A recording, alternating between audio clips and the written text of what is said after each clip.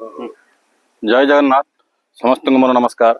आज पवित्र दिवस कार्तिक मासर शुक्ल पक्ष चतुर्दशी तथा बड़ ओषा एवं आमर प्रथम प्रधानमंत्री पंडित नेहरू जन्मदिन व शिशु दिवस समस्त शुभेच्छा शुभकामना तत्सहित आज श्लोक वा मंत्रटी शिशु मान उद्देश्य जोटा कि आमर माने छात्र माने संस्कृत गोटे विषय नेला बेले गोटे संस्कृत को माने चयन कला बेले से प्रथम कक्षर से बोला जाए ये जोटा कि भगवान अनुरोध उद्देश्य ओम असतोमा सद्गमय तमसोमा ज्योतिर्गमय मृत्युर्मा अमृतंगमय। यार अर्थ भावार्थटा हूँ भगवान को अनुरोध करा भगवान मते असत्य सत्य आड़ को नहीं जातु, अंधार आलोक आड़ को नहीं जातु बा प्रकाश आड़ को नहीं जातु एवं मृत्यु अमरता आड़ को नहीं जातु। जय जगन्नाथ।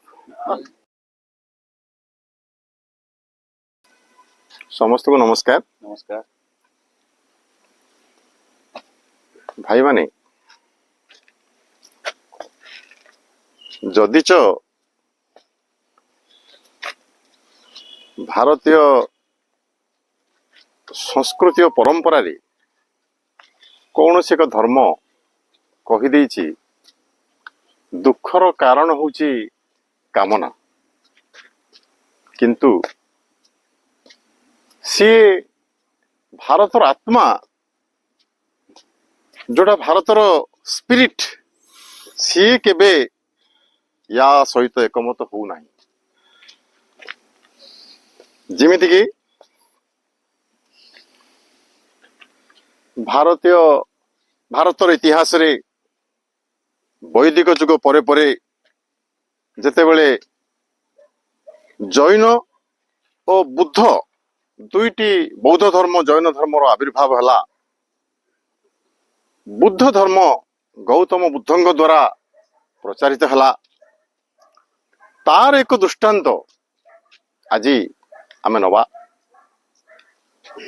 थरे बुद्धंकर जने शिष्य आनंद, तांको ना आनंद, तांकर कजिन से बुद्धंकर आनंद होचंदी बुद्धंकर प्रिय शिष्य। सी बुद्ध धर्मर नीति आदर्श अनुसार गोटे पड़ारू आउ गोटे पड़ा को बा गोटे गाँव रु आउ गोटे गाँ को पादरे चाली चाली जाई भिक्षा ग्रहण करुथिले। थरे गोटे पड़ा को से जाइचंती गोटे असवर्ण घरर कन्या ना तार चंडालिका। चंडालिका गोटे पानी माठिया धरी से फेरुची। हठात बुद्धंकर शिष्य आनंद से तुषार्थ चंडालिका को कहिले मते टिके जलदान करिवो कि। चंडालिका अति आनंद मनरे आनंदर हाथ पापुली रे जल ढाली देला। खुशी रे पीले आनंद चलीगले सेठू। चलीगला परे चंडालिका दिन दिन धरी अपेक्षा कर रहिला से रास्ता रे केतळ आनंद आसीबे कि। एमिति आनंद आसंती से रास्ता रे ताकू देखि दिए चंडालिका ता मन खुशी हो जाए। एमिति हो हो दिन दिन पर दिन चंडालिका देखु थाए आनंद को ता मन खुशी करू थाए। दिने सी गला चंडालिका बुद्धंक पाखक जे कि आनंदंकर गुरु। बुद्धंकर प्रश्न उत्तर चली थाए। लोक माने आसंती शंका समाधान करिया पई। हठात कौन होईची ना समस्त लोक मानकर प्रश्न उत्तर सरीगला। बुद्ध समस्त आंसर दे देले। सेतल को दीपर हलानी। बुद्ध उठिकी आसुचंदी बाहर ठिया होईची चंडालिका। चंडालिका कहिले चंडालिका देखि पचारले कन्या तोर कौन प्रश्न अछि। चंडालिका कहिला हे बुद्ध मोर किछि प्रश्न नहीं, मोर गोटे भिक्षा अछि, मोर गोटे मागुणी अछि। बुद्ध कहिले अरे मु तो जने भिक्षु, मु कि तते देबी भिक्षा ना कौन तोर मागुणी अछि झियो। ଚଣ୍ଡାଳିକା କହିଲା ମୋର ଆନନ୍ଦ ଦରକାର, ମୋର ଆନନ୍ଦ ଦରକାର, ଆପଣଙ୍କର ଶିଷ୍ୟ ଆନନ୍ଦ।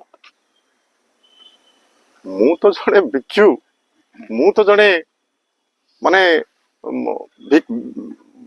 ଦବା ଭଳିଆ କିଛି ନାହିଁ ଆନନ୍ଦକୁ, କାରଣ ଆନନ୍ଦ ଜଣେ ବ୍ରହ୍ମଚାରୀ, ଆନନ୍ଦ ଜଣେ ଯୋଗୀ, ସିଏ ବୁଦ୍ଧ ଧର୍ମର ଆଦର୍ଶର ଅନୁପ୍ରାଣିତ ହେଇକି ମୋ ପାଖରେ ସେ ରହିଛି, ମୁଁ କେମିତି ତାକୁ ଦେବି ଦେବୁ? ନା ନାଇଁ, ମତେ ଆନନ୍ଦ ଦରକାର। ଆରେ ଆନନ୍ଦକୁ ନେଇ କରିବୁ କଣ ତୁ? ମୁଁ ବିବାହ କରିବି। ବିବାହ କଣ କରୁଛି ତ? ହବ କଣ ବିବାହ କଲେ? ନା ସମସ୍ତେ ଯେମିତି ବିବାହ କରୁଛନ୍ତି ମୁଁ ସେମିତି ବିବାହ କରିବି, ସୁଖ ପାଇଁ ବିବାହ କରିବି। ଆରେ ସୁଖ ଯଦି ସଂସାରରେ ଅଛି ତାହେଲେ ମୁଁ କାହିଁକି କହିଥାନ୍ତି ଯେ ସଂସାର ହଉଛି ଦୁଃଖପୂର୍ଣ୍ଣ? ଭାଇମାନେ ୟାର ଦର୍ଶନ ଟିକେ ଲକ୍ଷ୍ୟ କରନ୍ତୁ। ମୁଁ କାହିଁକି କହିଥାନ୍ତି ଯେ ସଂସାର ହଉଛି ଦୁଃଖପୂର୍ଣ୍ଣ? ସୁଖ ବିବାହରେ ନାହିଁ ରେ ଝିଅ। ନା ନାଇଁ, ମୁଁ ବିବାହ କରିବି, ଆନନ୍ଦକୁ ମତେ ଦିଅନ୍ତୁ। ଅଡ଼ି ବସିଲା ଝିଅ, କନ୍ୟା ଅଡ଼ି ବସିଲା। ଅଡ଼ି ବସିଲା ପରେ ଏଥର ତାକୁ କହିଲେ ବୁଦ୍ଧ ଯେ ଚଣ୍ଡାଳିକା, ତମେ ଗତ ବର୍ଷ ଏଇ ଦିନ ଆନନ୍ଦକୁ ଭଲ ପାଉଥିଲ? ନା ନାଇଁ, ମୁଁ ଭଲ ପାଉନଥିଲି। ତାହେଲେ ବର୍ତ୍ତମାନ ଭଲ ପାଉଛ? ଆଗାମୀ ଦିନ ଏଇ ଦିନରେ, ଆଗାମୀ ବର୍ଷ ଏଇ ଦିନରେ ତମେ ଭଲ ପାଇବ, ସେ ପ୍ରତିଶ୍ରୁତି କିଏ ଦେଇପାରିବ? ତମେ ଦେଇପାରିବ? ଯଦି ଆନନ୍ଦକୁ ବସନ୍ତ ହେଇଯାଏ, ସେତେବେଳେ ବସନ୍ତ ବଡ ରୋଗ ଥିଲା, ବସନ୍ତ ହେଇଯାଏ, କୌଣସି ମହାମାରୀରେ ତାର ଯଦି ମୃତ୍ୟୁ ହେଇଯାଏ, ତାହେଲେ ତମେ ସେ ସୁଖ ପାଇପାରିବ ଯୋଉ ଆନନ୍ଦକୁ ବିବାହ କରିବ କହୁଛ? ବର୍ତ୍ତମାନ କନ୍ୟା ଦର୍ଶନ ବୁଝିଗଲା ପରେ ତା ଘରକୁ ଫେରିଗଲା। ଫେରି ଆସି କହିଲା, ହେ ବୁଦ୍ଧ, ମୋତେ ବିବାହ ଦରକାର ନାହିଁ। ସେଇଠୁ ସିଏ କହିଲା ତା ପାଟିରେ, ବୁଦ୍ଧଂ ଶରଣଂ ଗଚ୍ଛାମି, ଧର୍ମଂ ଶରଣଂ ଗଚ୍ଛାମି, ସଂଘଂ ଶରଣଂ ଗଚ୍ଛାମି କହି ବୁଦ୍ଧ ସଂଘରେ ସିଏ ମିଶିଗଲା। ଭାଇମାନେ,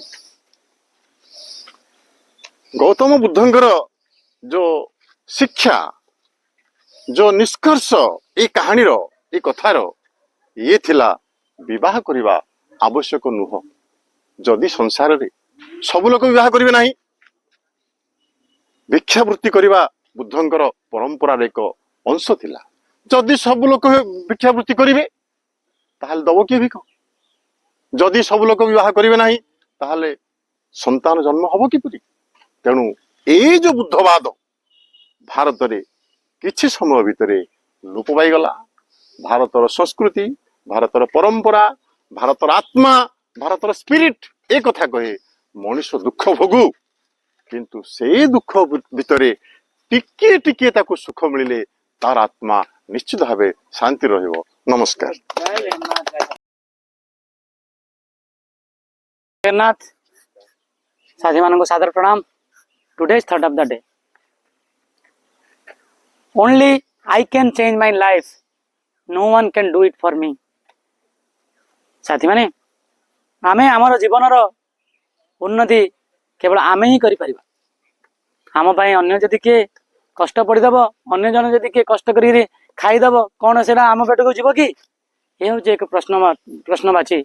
सेम कथा जो पर्यंत आमे पानी की ओल्लै ना से पर्यंत आमे स्विमिंग शिखि पारिबा नहीं। केते थियोरिटिकली हो, केते भी कौन हो, से साथी माने आमर निज जीवन को सात्विक करवा दरकार। आ निज जीवन केमी उन्नति हम, से को प्रकार उन्नति हम, कौन हम? Again, it is a very vast topic. I am not going about to that, but it is a challenging time to think about that. हमें आमर जीवन को किमी सरसमय कर, कि सुखमय करवा, किमी अर्गानाइज रहा, से आम हाथ में। मुझे 5टा साथी की डाकी न पारि, एकाठी कर न पारि, देन आई एम एलोन। मो एलोन होबार कारण हूँ मुझे 5टा साथी सहित हसी पार्लिनी, कि मिसई पार्लिनी, से मो साथी मैंने दायी नुहति, दायी हूँ मु। एगेन इट इज मु गोटे प्रश्नवाची सहित मोर कथा को विराम दूची। जय जगन्नाथ। उपस्थित समस्त भाई मान को नमस्कार। आज शुभ दिन रे अभिनंदन। आमे पुरातन समय आज पण देखीचे विभिन्न धर्म विभिन्न समय सृष्टि ही आम सामाजिक जीवन संस्कार आने चेष्टा करछंती। तेणु से सामाजिक संस्कार भितर बौद्ध धर्म मध्य एक भूमिका ग्रहण करछि। तथापि जदि आमे ସମସ୍ତେ ବିବାହ କରିବାନି ଅବିବାହିତ ରହିବା ତାହେଲେ ସୃଷ୍ଟି ରକ୍ଷା କରିହେବନି। ସୃଷ୍ଟି ତ ପୁଣି ରକ୍ଷା କରିବା ଦରକାର। ସେଥିରେ ଆମେ ସମସ୍ତେ ଯେଉଁ ପାରିବାରିକ ଜୀବନ ବିତାଉଛେ ତାହା ହିଁ ସମାଜର ସୁଖ ପ୍ରଦାନ କରିଥାଏ। ସୁଖ ଦୁଃଖ ସମ୍ମିଶ୍ରଣ ପ୍ରତ୍ୟେକଙ୍କ ଜୀବନରେ ଆସେ ଆଉ ପ୍ରତ୍ୟେକଙ୍କ ସମାଜ ପ୍ରତି ସମାଜରେ ତାହା ରହିଛି। ଦୁଃଖ ନଥିଲେ ସୁଖର ଅନୁଭବ ଆମେ କରିପାରିବା ନାହିଁ। ତେଣୁ ସୁଖ ଅନୁଭବ କରିବା ଦୁଃଖର ଆବଶ୍ୟକତା ହିଁ ରହିଛି। ତେଣୁ ସୁଖ ବୋଲି ଯାହା ଜନନେତ୍ରେ ଦିଶେ ହାତୁ ଆସେ ହାତେ ପଡ଼ିବା ପାଇଁ ସେ ସୁଖ ନୁହେଁ ସେ ଅଟଇଟି ଧୂମ ଅନ୍ୟ ନାମ ତାର ଆକାଶ କୁସୁମ। ତେଣୁ ସୁଖ ସେ ନାହିଁ, ସେ ଗୋଟେ ଧୂଆଁ ଭଳି ଆସିବ ଜୀବନର କିଛି ସମୟ ପୁଣି ଚାଲି ଯାଇଥିବ। ତେଣୁ ଯେଉଁମାନେ ଦୁଃଖରେ ସଂଘର୍ଷରେ ସମୟ ବିତେଇଛନ୍ତି ସେମାନେ ଆଗକୁ ନିଶ୍ଚିତ ଭାବରେ ତାର ସୁଖ ଅନୁଭବ କରିବେ। ଗୋଟିଏ ମୁଦ୍ରାର ଦୁଇଟି ପାର୍ଶ୍ୱ ସୁଖ ଦୁଃଖ ଉଭୟ ଆମେ ଅନୁଭବ କରିବା ହିଁ କରିବା। ଏଠୁ ଆମେ ଦୂରକୁ ଯାଇପାରିବା ନାହିଁ। ଦେଖନ୍ତୁ ଗୋଟିଏ ଜଣେ ନିଜେ ସଂଘର୍ଷ କରିକି ଉପରକୁ ଉଠିବା ଆଉ ତାକୁ ଆଉ କିଏ ଜଣେ ଉଠେଇଦେବା, ଆ ଭିତରେ ଫରକ ଅଛି। ଗୋଟେ ବାଉଁଶ ଭିତରେ ଛୋଟିଆ ସମ୍ବାଳୁଆଟି ଅଛି। ସେ ସମ୍ବାଳୁଆଟି ପରବର୍ତ୍ତୀ ଅବସ୍ଥାରେ ତାର ଡେଣା ଲାଗେ ପ୍ରଜାପତିଟିଏ ହୁଏ। ପ୍ରଜାପତି ହେଲେ ବାହାରେ ଉଡ଼େ ଏବଂ ପରିବେଶର ସୌନ୍ଦର୍ଯ୍ୟ ବୃଦ୍ଧି କରେ, ସମସ୍ତଙ୍କ ମନରେ ଆନନ୍ଦ ଓ ଖୁସି ସଞ୍ଚାର କରେ। ତେଣୁ ଯଦି ଆମେ ସେ ବାଉଁଶକୁ ଖୁମ୍ପି ଖୁମ୍ପି ଖୁମ୍ପି ଖୁମ୍ପି ସେ ଉପରକୁ ବାହାରୁଛି, ଏଇଟା ବଟନିକାଲ ନଲେଜ। ଯେତେବେଳେ ବାଉଁଶ ଖୁମ୍ପିକି ଉପରକୁ ବାହାର କରୁଛି ତାକୁ ଯଦି ଆମେ କହିବା ଏତେ କଷ୍ଟ ପଡୁଛି ସେ ବାଉଁଶଟି ଖୁମ୍ପି ସମ୍ବାଳଟି ପ୍ରଜାପତି ହେବା ପାଇଁ, ତାକୁ ଯଦି ହାତରେ ଆପଣ ଆଣିଦେବେ ତାହେଲେ ତାର ପକ୍ଷୀ ଡେଣା ନଷ୍ଟ ହେଇଯିବ। ତେଣୁ ଉଠେଇ ଦେଲେ ସିଏ ଆଉ ଉଡ଼ି ପାରିବନି କି ସମସ୍ତ ପରିବେଶର ସୌନ୍ଦର୍ଯ୍ୟ ବୃଦ୍ଧି କରିପାରିବନି କି ସମସ୍ତଙ୍କୁ ଆନନ୍ଦ ପ୍ରଦାନ କରିପାରିବ ନାହିଁ। ତେଣୁ ଆମେ ଦେଖିଛେ ଆମର ଯଦି ଜୀବନ ଯାତ୍ରାକୁ ତାକୁ ଯଦି ଆମେ ତୁଳନା କରିବା, ପିଲାଦିନେ ଆମେ ନିଜେ କଷ୍ଟ ପଡ଼ିକି ସ୍କୁଲ ଯାଇକିରି ପାଠ ପଢ଼ି କାହାଠୁ ବହି ମାଗି କାହାଠୁ ନୋଟ ମାଗି ଲେଖି ତା ସହିତ ଘର କଥା ମଧ୍ୟ ବୁଝୁଥିଲେ। ଘରେ କ'ଣ ଅଛି କ'ଣ ନାହିଁ କ'ଣ ଆଣିବାକୁ ପଡ଼ିବ। ଆଜି ଆମେ ପିଲାମାନଙ୍କୁ କ'ଣ କରୁଛେ, କିଏ ଡ୍ରେସ୍ ପଲିସ ବୁଟ୍ ପଲିସ କରିଦେଉଛି, କିଏ ଆଇରନ୍ କରିଦେଉଛି, କିଏ ନେଇକି ଛାଡ଼ି ଦେଉଛି, କିଏ ନେଇକି ଆଣି ଦେଉଛି। ବୁଝନ୍ତୁ ପରବର୍ତ୍ତୀ ଅବସ୍ଥା ସଂଘର୍ଷକୁ ତାଙ୍କୁ ଦୂରେଇ ରଖିଦେଉଛି। ଆମେ ସେ ସଂଘର୍ଷ ବୋଲି କ'ଣ ଜାଣୁନାହାନ୍ତି। ପରବର୍ତ୍ତୀ ଅବସ୍ଥାରେ ସେ ସଂଘର୍ଷ ନିଶ୍ଚିତ ଅନୁଭବ କରିବେ। ଆମେ ପିଲାଦିନୁ ଯେହେତୁ ସଂଘର୍ଷ କରିଛେ ବର୍ତ୍ତମାନ ଆମକୁ ସେଇଟା ସହଜ ହେଇଯାଉଛି। ତେଣୁ ସେମାନଙ୍କୁ କଷ୍ଟ ନିଶ୍ଚିତ ଭାବରେ ହେବ। ତେଣୁ ସଂଘର୍ଷ ନିଶ୍ଚିତ ଭାବରେ କରିବାକୁ ହେବ ଯଦି ସଫଳତାର ଶୀର୍ଷରେ ପହଞ୍ଚିବାକୁ ଅଛି। ଜୟ ଜଗନ୍ନାଥ। ଜୟ ଜଗନ୍ନାଥ।